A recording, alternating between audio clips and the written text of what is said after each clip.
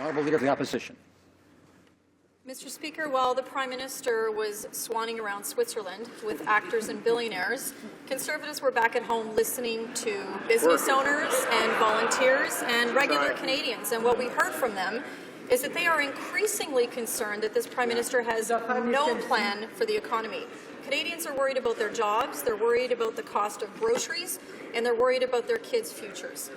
Infrastructure is not going to be enough. So what's the Prime Minister's plan to get these people back to work? Right Honourable the Prime Minister.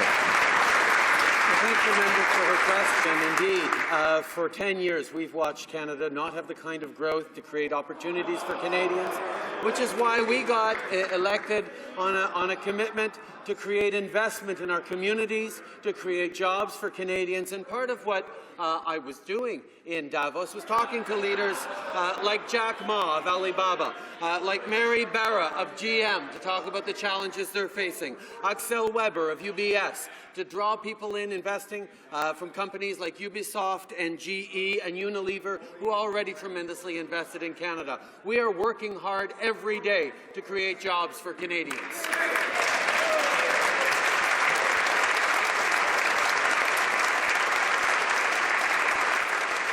Honourable Leader of Official Opposition.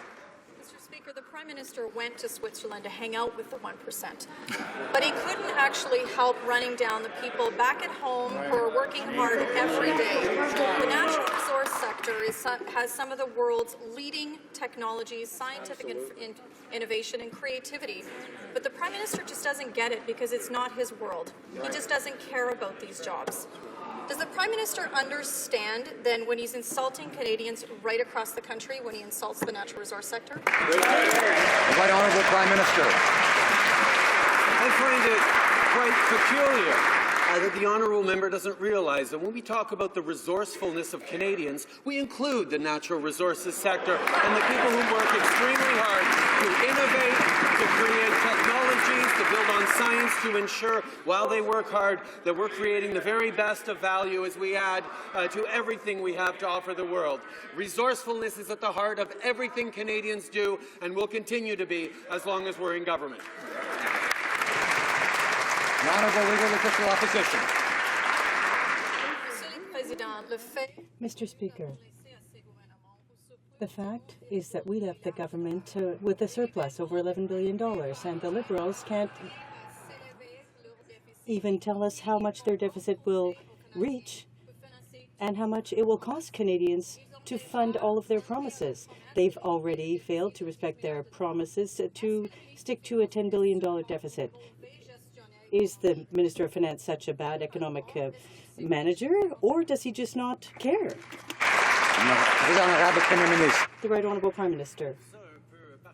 I find that somewhat strange from that party. They're talking about economic mismanagement. We were elected on a platform involving investing in Canada, ensuring a stronger future, growth, which was lacking for 10 years. We are going to be creating the investments to give middle-class Canadians jobs and people who want to join the middle class. That is what we're going to be doing. We are working hard every day to offer Canadians with opportunities, and that's what we'll continue to do in our budget.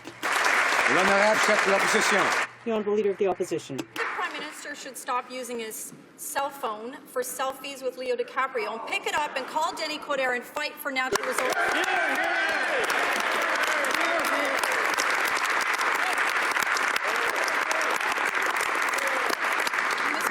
There's almost 100,000 people out of work in this sector. Does the Prime Minister understand that his lack of leadership on this issue is creating divisions in the country? Right Honourable Prime Minister.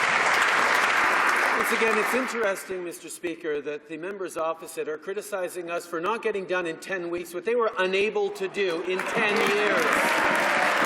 We are working very, very hard right across the country with municipal leaders, with provincial leaders, to make sure that we're creating the social license, the oversight, the environmental responsibility, and the partnership with communities to get our resources to market in a responsible way, because that's what it takes in the 21st century.